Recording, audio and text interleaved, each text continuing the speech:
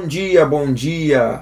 Mais uma vez estamos aqui pela graça do nosso Deus. Eu sou o Wagner Lemes e esse é o Devocional da Manhã no livro de Apocalipse. E você é muito bem-vindo, tá bom? Que Deus abençoe tua vida em nome de Jesus. E se é a primeira vez que você está aqui, já te convido a se inscrever no canal, curtir esse vídeo também aqui e estar comigo todos os dias. A partir das 6 horas, de segunda a segunda, estamos aqui lendo a palavra de Deus e sendo edificados, amém? Então nós vamos continuar nossa leitura no capítulo 14 agora de Apocalipse, onde nós vamos falar sobre o Cordeiro e os 144 mil, que nós já falamos em alguns devocionais anteriores. É só você procurar ali no canal, você vai ver aqui onde eu tenho um vídeo falando sobre os 144 mil selados. E aqui então João está falando o seguinte: então olhei e diante de mim estava o Cordeiro. Quem que é o Cordeiro? O Cordeiro é Cristo, né? O Cordeiro que foi sacrificado, que foi morto por mim e por você. E o Cordeiro estava em pé sobre o monte Sião, e com ele 144 mil selados, que traziam escritos na testa o nome dele e o nome do seu pai. Aqui nós temos uma alusão ao monte Sião. Esse Monte Sião não se sabe qual seria o foco, né? Ou onde seria esse Monte Sião. A gente sabe que a gente tem aqui na Terra, né? No planeta Terra, a gente tem um Monte Sião. Mas a gente não sabe se esse Monte Sião seria uma revelação divina nos céus ou seria literalmente o Monte Sião que a gente tem hoje.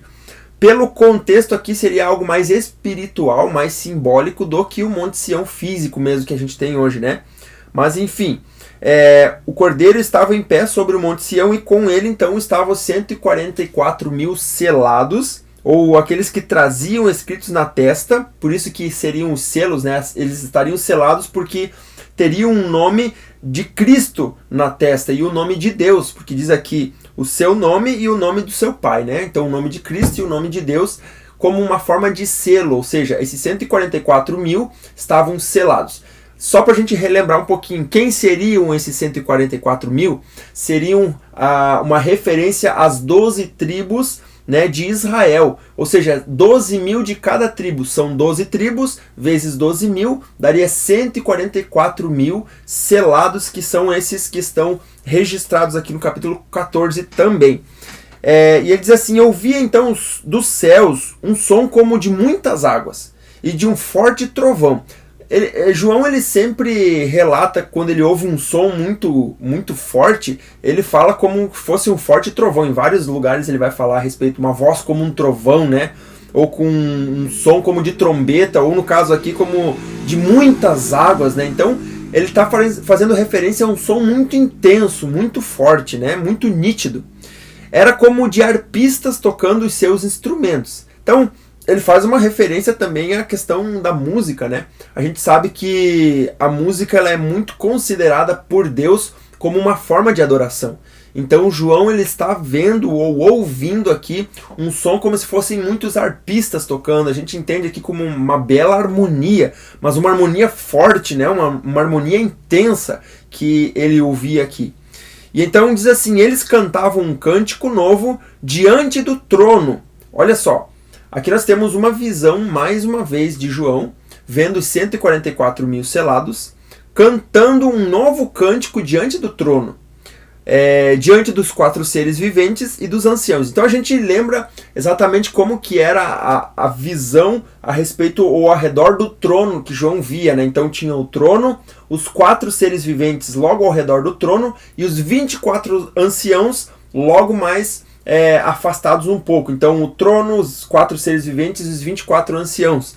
Então ali estavam então os 144 mil também diante do trono. Só que ele diz assim, ó: ninguém podia aprender o cântico a não ser os 144 mil que haviam sido comprados da terra. Então a gente entende que isso aqui vai ser algo que vai acontecer somente com esses 144 mil selados. Não é uma coisa que vai acontecer com a humanidade, com todas as pessoas. É algo específico para essas pessoas mencionadas aqui. Então será algo que nós não vamos saber, porque aqui diz que ninguém sabia aprender ou ninguém podia aprender o cântico. Então é porque esse cântico era reservado somente para os 144 mil. E diz assim: estes são os que não se contaminaram com mulheres, pois se conservaram castos. Casto seria virgem, né? E seguem o Cordeiro por onde quer que ele vá. Foram comprados dentre os homens e ofertados como primícias a Deus e ao Cordeiro. Mentira nenhuma foi encontrada na boca deles e são imaculados. Então aqui a gente pode ter uma ideia de que esses 144 mil possam ser relacionados, inclusive, aos primogênitos também, né? Não dá para ter certeza absoluta, mas pelo que o texto fala aqui, né, foram comprados dentre os homens e ofertados como primícias. Primícias é os primeiros, né? Ofertados como primícias a Deus e ao Cordeiro. Então havia esse costume de que o primogênito ele era ofertado a Deus como se fosse uma oferta diretamente de gratidão a Deus. De certa forma, a gente tem várias alusões a isso no Antigo Testamento, né? Se for ver no Antigo Testamento, você vai ver que existia esse costume do primogênito ele ser consagrado, então, a Deus, ele era direcionado para Deus. Então aqui fala muito a respeito dessa questão de que eles não haviam se contaminado com mulheres, pois se conservaram castos. Nessa questão existe muita divisão de pensamento em relação a isso. Se esses 144 mil, primeiro, seriam somente homens, porque aqui ele fala que não se contaminaram com mulheres. Então, olhando a primeira vez o texto, a gente diz que seriam somente homens. E que se conservaram castos, ou seja, virgens. Então aqui a gente poderia entender, então, de forma literal, que seria realmente dessa forma que está escrito aqui, ou também a gente poderia entender isso numa forma mais simbólica ou espiritual, talvez. A gente sabe que o adultério ou o ato sexual fora do casamento ou antes do casamento é pecado e Deus abomina esse tipo de prática.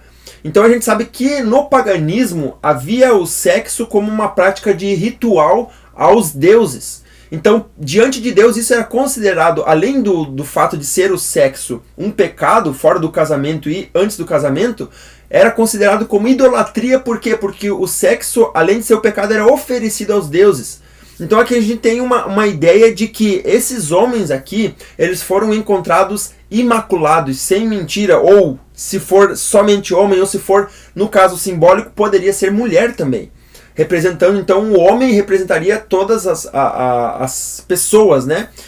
Não se tem certeza, são duas possibilidades que eu estou trazendo aqui para você como algo possível, tá? Possível. Então, a gente sempre interpreta as informações no sentido literal ou no sentido simbólico. E a gente entende qual que fica mais interessante aqui. Porém, não tem como a gente afirmar qual o sentido real dessa informação a respeito dos 144 mil. Mas o que a gente sabe aqui é que eles são pessoas distintas dos demais, porque esse cântico que ninguém mais podia aprender foi somente para eles. Então, aqui, nesses versículos aqui, a gente entende que eles são separados da tribo de Israel, tá? Então, isso fica bem nítido aqui para nós, para a gente entender essa parte aqui. E amanhã, então, nós vamos dar sequência no versículo 6, falando sobre os 3 anjos, tá bom? E eu espero você aqui para nós continuarmos a nossa leitura no livro de Apocalipse, que está sendo bênção, né? Se você está me acompanhando, coloque depois aqui, que terminar o vídeo, nos comentários aqui o que você está aprendendo, o que você está achando, como Deus está falando com você. Eu tenho certeza de que você está sentindo o aviso ou recebendo o aviso de Deus a respeito do que vai acontecer nos últimos dias, né? Então, essa já é uma mensagem bem importante para nós, que nós estamos sendo avisados e preparados com tudo isso que nós estamos lendo, amém? Mas coloque depois nos comentários aqui o que Deus está falando diretamente no teu coração, o que você está achando, se está entendendo ou não, tá bom? É muito importante isso para a gente dar continuidade aqui e seguir os nossos estudos, tá bom? Vamos orar nesse momento, vamos colocar nossa vida na presença do Senhor. Se você pode, feche seus olhos e oremos. Pai, muito obrigado por essa manhã tão especial, maravilhosa. Obrigado por cada pessoa que está aqui comigo. Tu é fiel, Senhor. Nós sabemos, ó Deus, que todas as coisas contribuem para o bem daqueles que amam a Tua presença, que amam estar na Tua presença em obediência a Ti.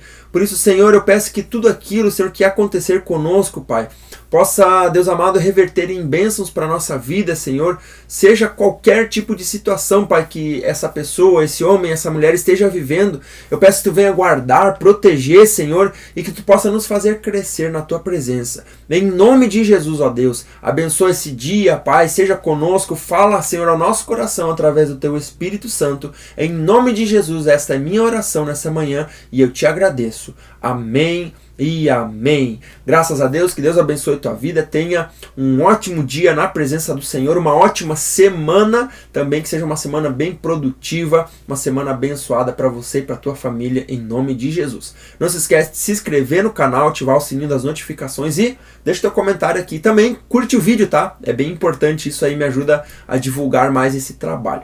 Amanhã estaremos aqui novamente a partir das 6 horas da manhã e eu espero você. Até lá, Deus abençoe.